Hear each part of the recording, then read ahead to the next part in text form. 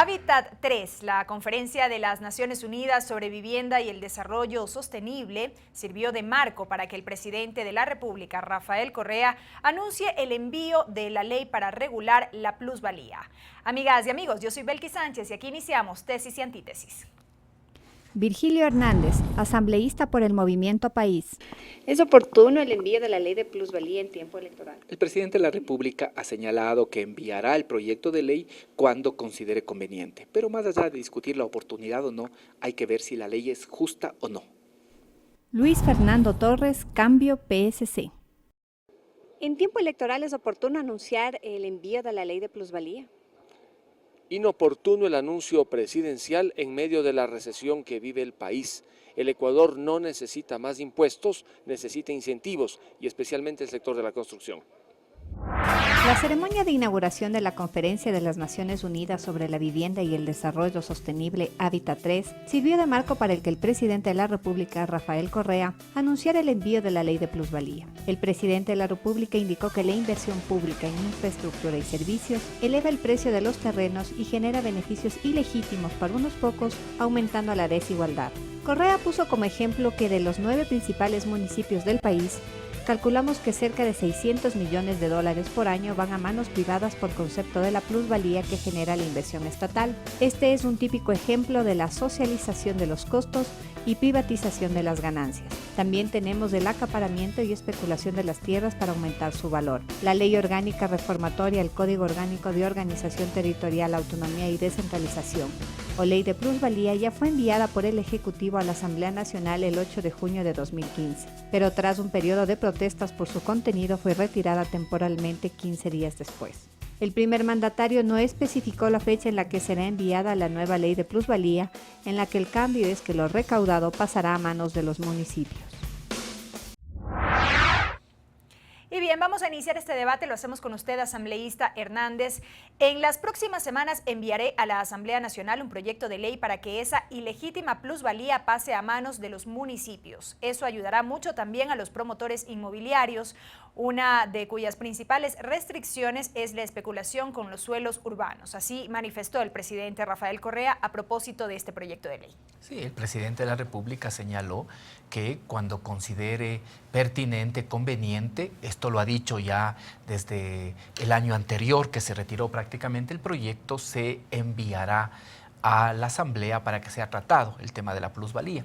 Creo yo que es un tema que hay que debatir, más allá de la oportunidad o no, de si es tiempo electoral o no, creo que se debe ver si es que es justo o no que el Estado en sus distintos niveles de gobierno capte algo de la plusvalía, además que es importante decir que es generada siempre por acciones diferentes a la inversión del propietario, es decir, estamos hablando de una plusvalía cuando el propietario no ha hecho nada, sino más bien es por acciones, por decisiones del poder estatal o por intervenciones directas del poder estatal, sea municipal o sea nacional, que se ve beneficiado también el propietario.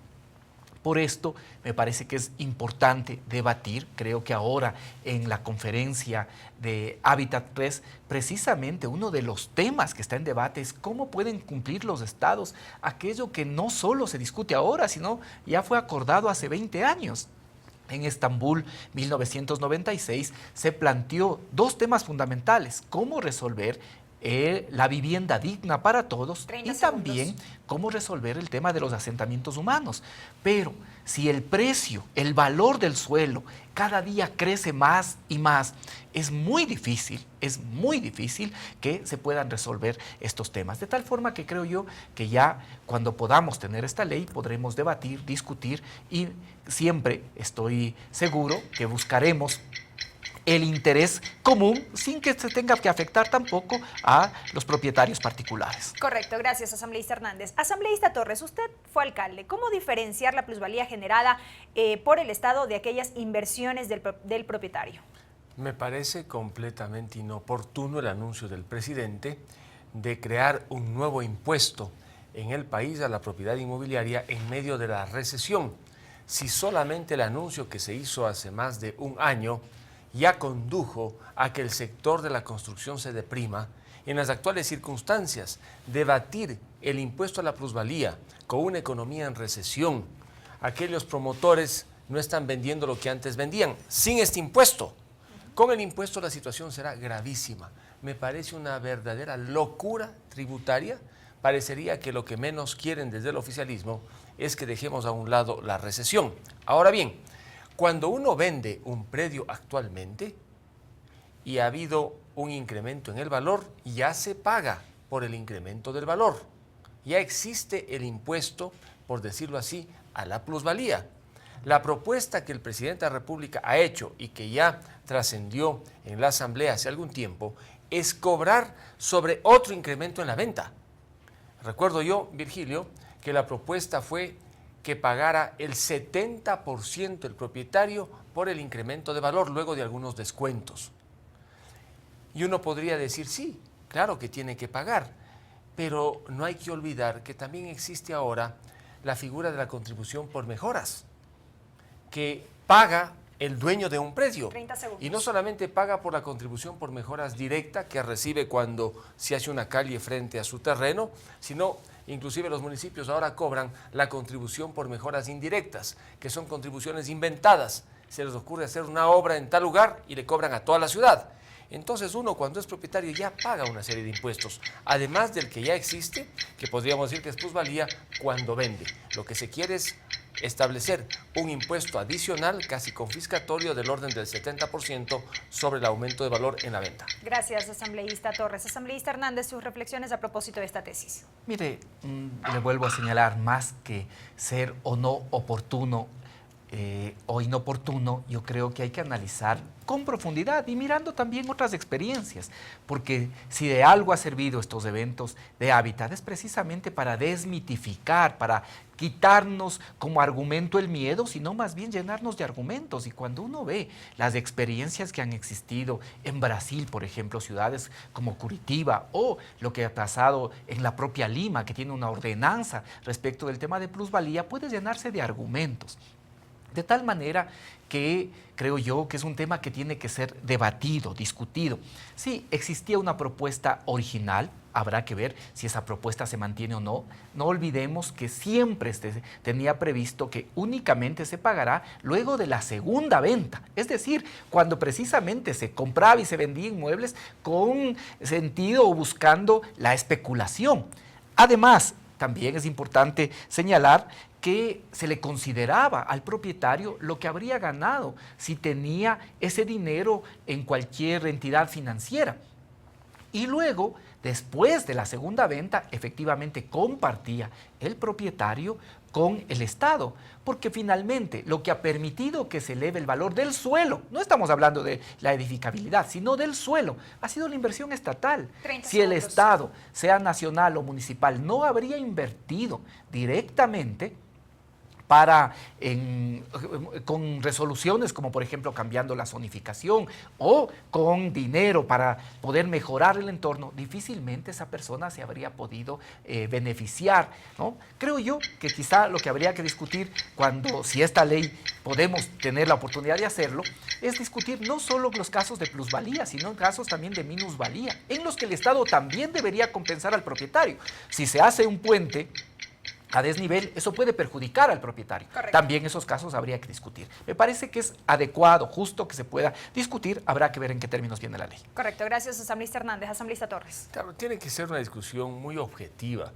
El país en medio de esta recesión no está para más impuestos y un impuesto a la plusvalía inmobiliaria desalentaría la actividad en el mercado inmobiliario, desalentaría la compra de proyectos que ahora, por cierto, están caídos y debilitados. Cuando este tema se trató de alguna manera, Virgilio, en el Pleno, parecía una verdadera mala palabra que alguien compre un bien, lo guarde y luego lo venda con alguna ganancia.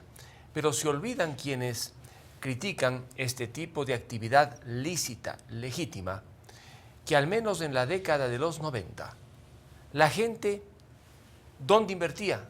No en el banco, con sucres devaluados, lo hacía en propiedad inmobiliaria. Después, con la dolarización, igual. Mucha gente dice, yo compro y ahorro a través de tener un terreno y si allí construye una casa, la casa, con la expectativa de poder vender en un momento y tener una ganancia. Porque nadie paga 100 por el terreno para vender a 100. Querrá vender a 120, 130, 140, y ello va a depender, entre otras cosas, del valor del predio, que no solamente está dado por la obra pública que se hace. En materia inmobiliaria, la ubicación es la que cuenta. Y cuando hace obra pública un municipio, el municipio le cobra al ciudadano. En todo el país nos tienen los municipios ecuatorianos a los contribuyentes en permanente estado de zozobra, porque los municipios, a través de la contribución por mejoras, le cobran por obras muchas veces mal hechas y que cuestan más de lo normal frente al predio, y también por estas obras que se les ocurre pues a alcaldes hacer en algunos lugares de la ciudad, prorratean el costo y el ciudadano paga. Posiblemente en Hábitat muchos de los extranjeros que llegaron no saben los múltiples impuestos a los que está sometida una propiedad inmobiliaria en el país: solar no edificado, multas, contribuciones, predio y también la plusvalía que ya existe cuando uno vende. Correcto, asambleísta Torres, asambleísta Hernández. Y en la medida en que este proyecto sea remitido por el Ejecutivo a la Asamblea Nacional, tendremos la oportunidad ya de, en un siguiente programa, debatir sobre su contenido a profundidad. Es momento de una primera pausa aquí en Tesis y Antítesis, amigos, no se vayan, porque al volver estaremos en este debate, ahora a propósito de la Ley de Fortalecimiento a los regímenes especiales de seguridad social de las Fuerzas Armadas y de la Policía Nacional. No se vayan. Tesis y Antítesis llega a ustedes a través de la señal abierta de la televisión legislativa. Canal 42 en Quito, 22 en Guayaquil y 27 en Cuenca. Y por la web www.tvl.asambleanacional.gov.es.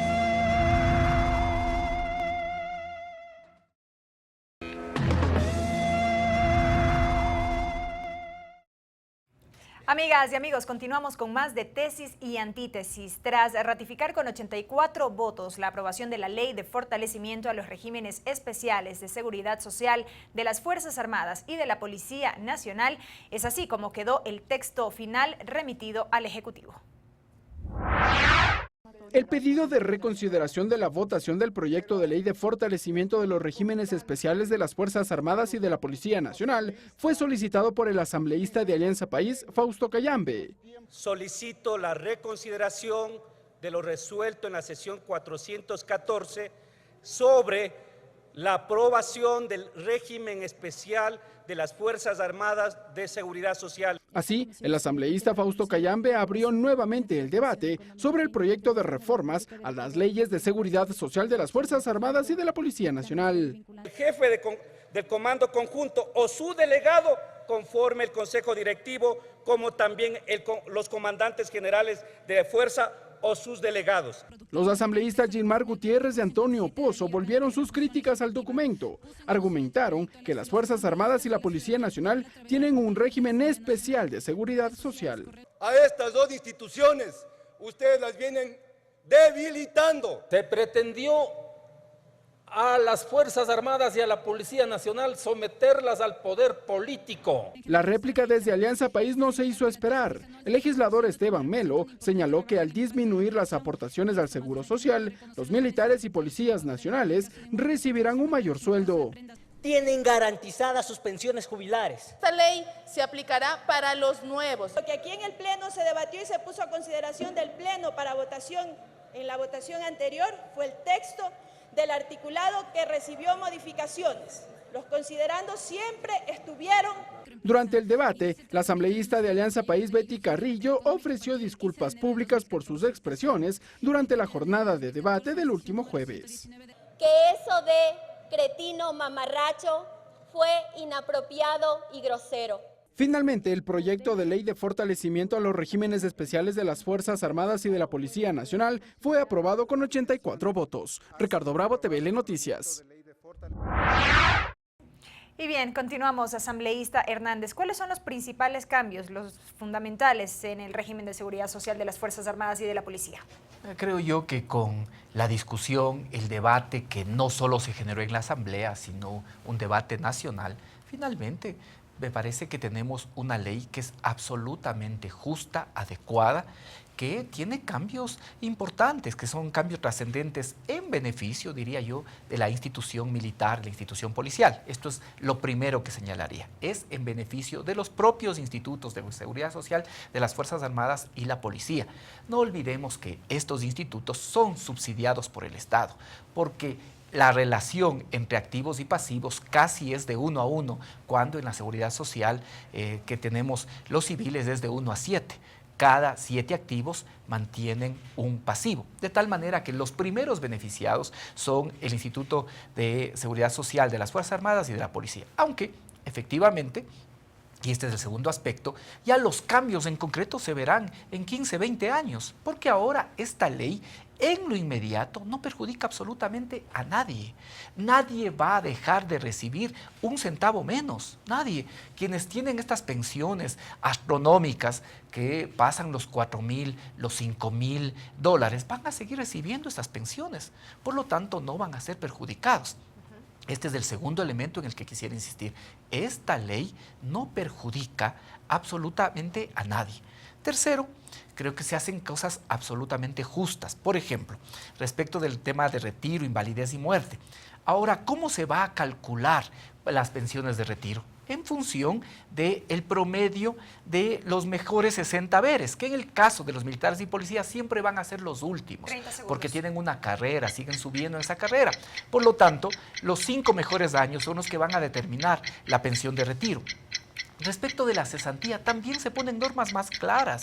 Ahora incluso se devuelven los aportes desde los 2 años de servicio y además, cuando una persona se retira antes de los 2 años, puede transferir esa cesantía al Instituto Ecuatoriano de Seguridad Social. Correcto. Es decir, estos son solo algunos de los cambios que son realmente favorables. Gracias, asambleísta Hernández. Asambleísta Torres, adicional a estos beneficios citados por el asambleísta Hernández, se ha hecho referencia también a esta regulación del seguro de vida de la tropa y los oficiales en un monto fijo de $50.000 para todos. ¿Le parece bien esta modificación, por ejemplo? Sí, por ejemplo, el seguro de vida es interesante, constituye una mejora. En todo caso, el gran problema es el de la sostenibilidad económica y financiera del Seguro Social de la Policía y de las Fuerzas Armadas. En la exposición de motivos y en los informes enviados al Pleno, se mencionaron por lo menos unos 4 o 5 informes actuariales que habían servido de base para que se incorporaran las propuestas que finalmente aprobó la Asamblea en cuanto al tiempo mínimo para percibir, por ejemplo, el seguro de retiro, que ya no sea 20 años, sino 25 años.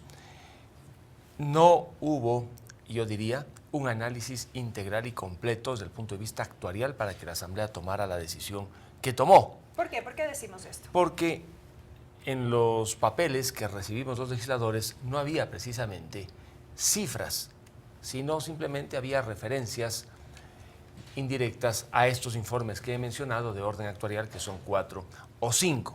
Ahora bien, esta ley no entiendo por qué se la discutió con tanta rapidez, por qué se la aprobó en el mes de octubre en la Asamblea, cuando bien pudo haber sido discutida por la próxima Asamblea, el año 2017, y en un entorno de menos crispación, porque hemos visto que esta ley ha generado un debate muy fuerte, acalorado, entre miembros activos, pasivos de la fuerza pública y altos funcionarios del oficialismo.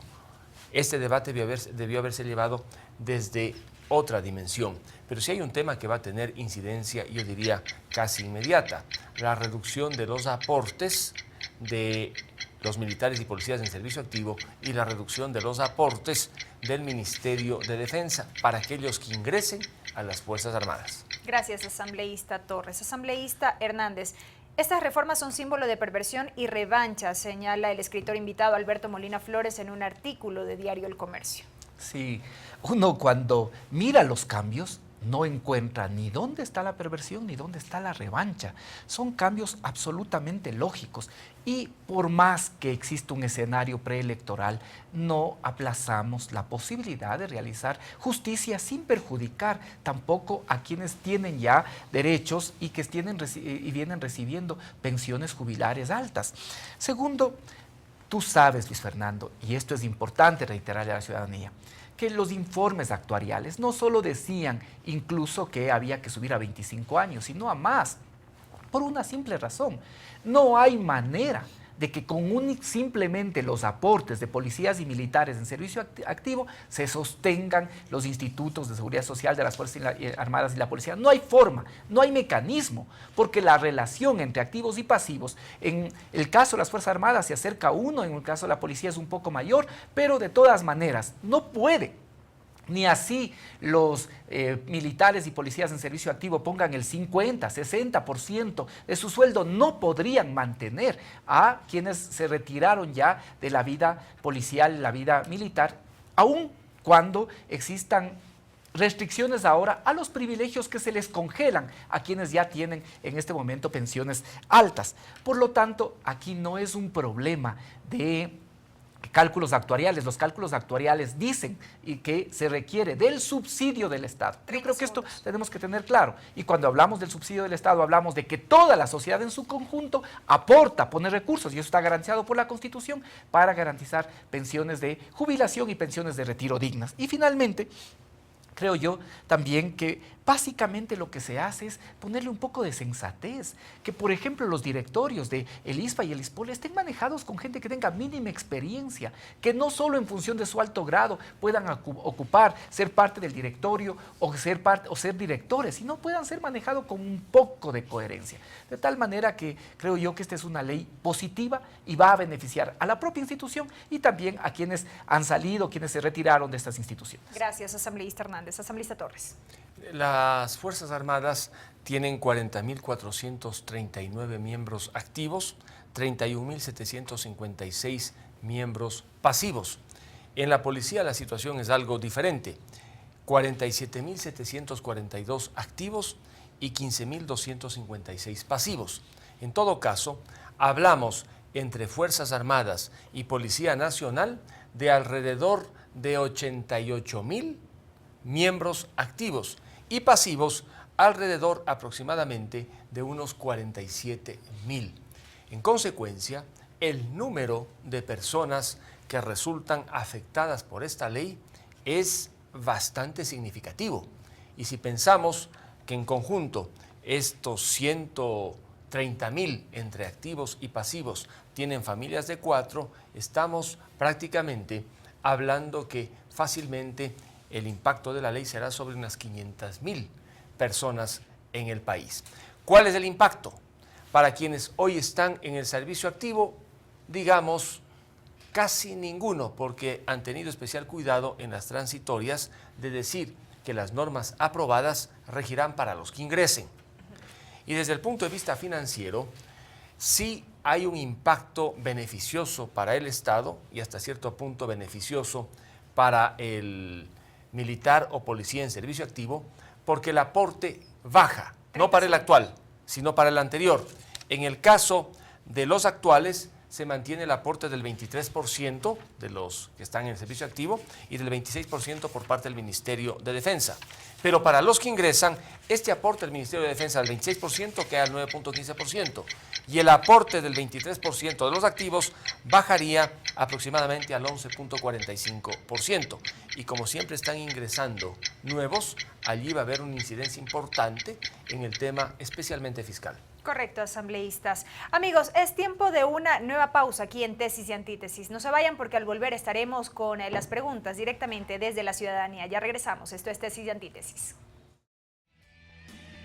Pueden ver, escuchar y escribir a Tesis y Antítesis a través de YouTube, Facebook y por nuestra cuenta Twitter @Tesis y Antítesis.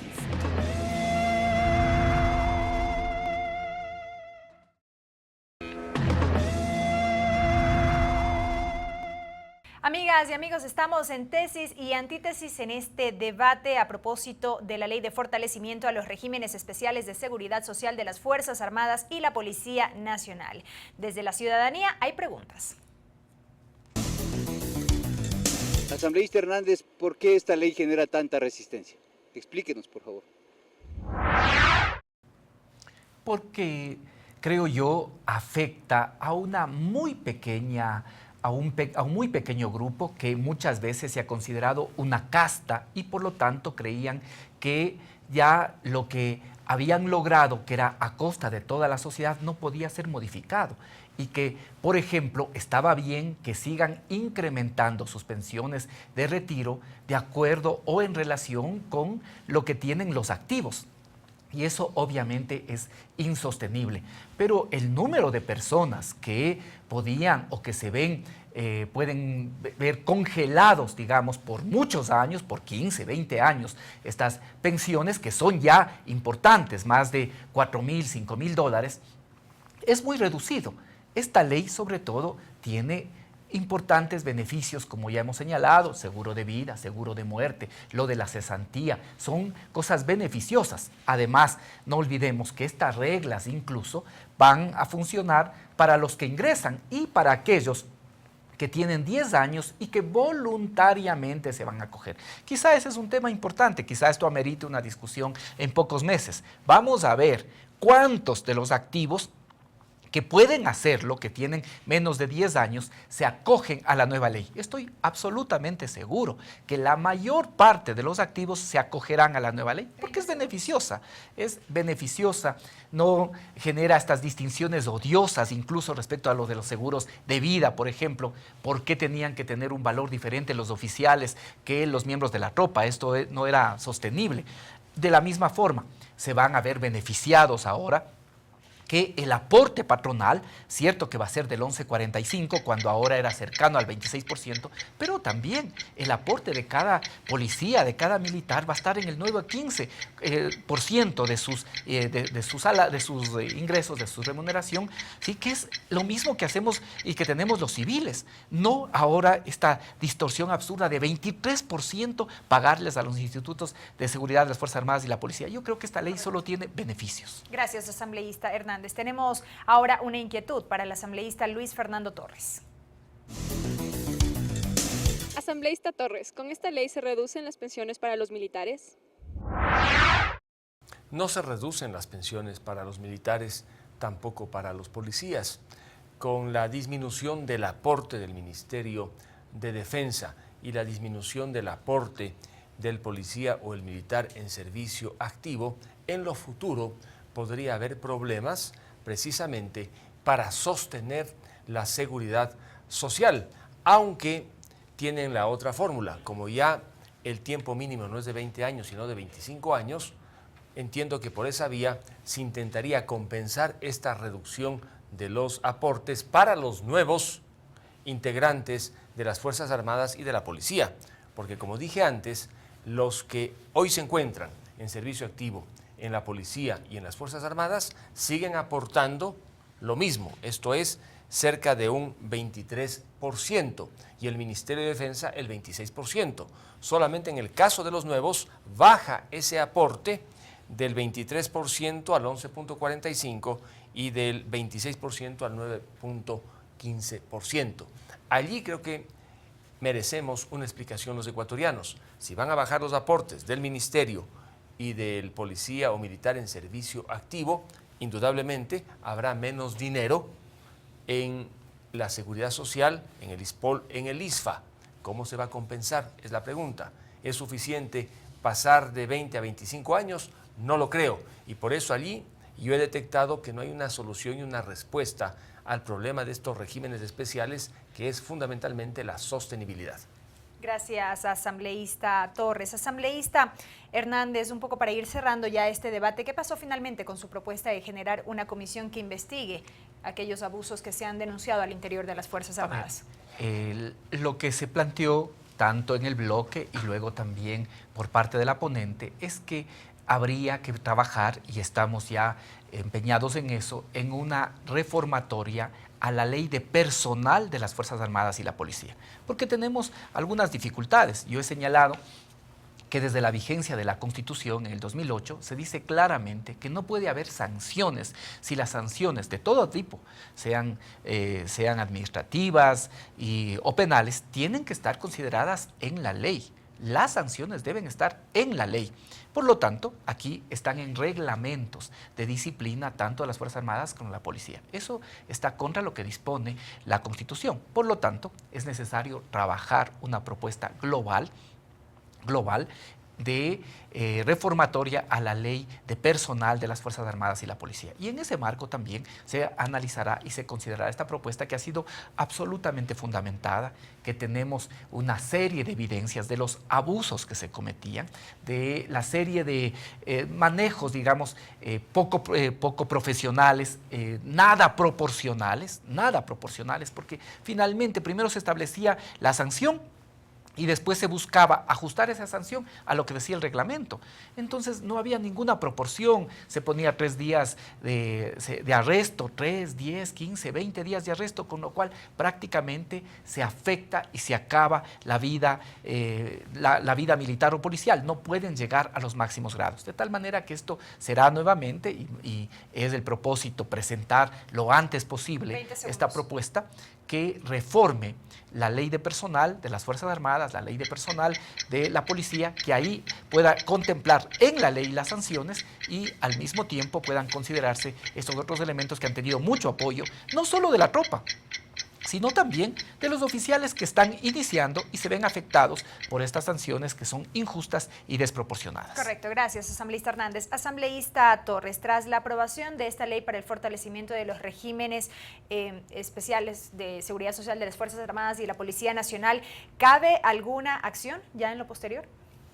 Ninguna, porque todavía resta que el presidente de la República se pronuncie, y debido a que algunos de los temas más sensibles recién regirán para aquellos que ingresen al servicio activo de las Fuerzas Armadas y de la Policía, entiendo que no hay de qué preocuparse, porque, digamos, los temas que más podrían persuadir a que apoyen la ley militares en servicio activo sí van a entrar en vigencia inmediatamente.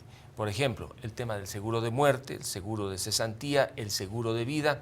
Inclusive entiendo que la pensión de invalidez se va a calcular con los nuevos parámetros. ¿Qué quedaría fuera, básicamente, de la aplicación inmediata de la ley? El seguro de retiro. Los 25 años como mínimo que tiene que aportar un policía o un militar será para aquellos nuevos, no para los que ahora están. Y el otro tema que tiene que ver con el cálculo de las pensiones, las 60 mensualidades, también es un tema que regirá, digamos, después. Lo que no estoy, diría, hasta cierto punto seguro, y convendría que Virgilio haga una aclaración, es lo que tiene que ver con el aumento año a año de las pensiones. Se dice en la ley que será conforme la inflación.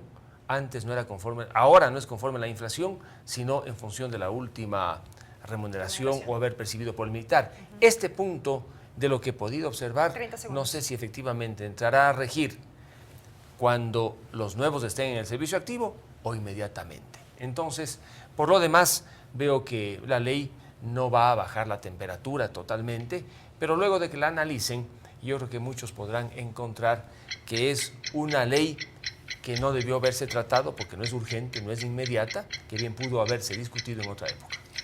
Solo para no dejar la inquietud de Luis Fernando, seguirán subiendo aquellos que no tengan los topes que se establecen ahora para los civiles. Todos aquellos que pasan de 2015 mantendrán congelado, seguirán recibiendo sus pensiones, pero mantendrán congelado. Yo en el fondo creo que esta ley es buena, todos saben que es buena, pero a algunos no les resulta políticamente correcto o adecuado reconocer que es buena, pero me parece que en general todos se dan cuenta que es una ley buena y positiva. Asambleísta Hernández, asambleísta Torres, gracias por sus criterios. Amigos, en este programa hemos analizado al menos dos temas. Por un lado, el proyecto de ley que regula a la plusvalía y que el presidente de la República, como ya lo hemos manifestado, ha anunciado que remitirá nuevamente a la Asamblea Nacional. El Parlamento sigue en espera de aquello. Y también lo referente al contenido de la Ley de Fortalecimiento a los Regímenes Especiales de Seguridad Social de las Fuerzas Armadas y de la Policía Nacional. Sobre este punto, dos visiones por lo menos. De un lado, esta defensa en función de los beneficios de este proyecto de ley, todavía porque no entra en vigencia, y de otro lado, la inquietud y aquellas dudas que quedan por la sostenibilidad, en este caso del ISFA e ISPOL. Restará ver cuál será el pronunciamiento del Ejecutivo, la sanción favorable o el veto que corresponda previo a que esta propuesta entre en plena vigencia tras su promulgación. Ustedes, amigos, aquí en Tesis y Antítesis, tienen la última palabra y sacarán sus propias conclusiones. Hasta aquí este programa. Agradecemos por la reproducción de Tesis y Antítesis a la red de canales comunitarios regionales del Ecuador asociado Secrea, al portal de noticias ecuadorenvivo.com, a la Flaxo Radio y la radio de la Asamblea Nacional.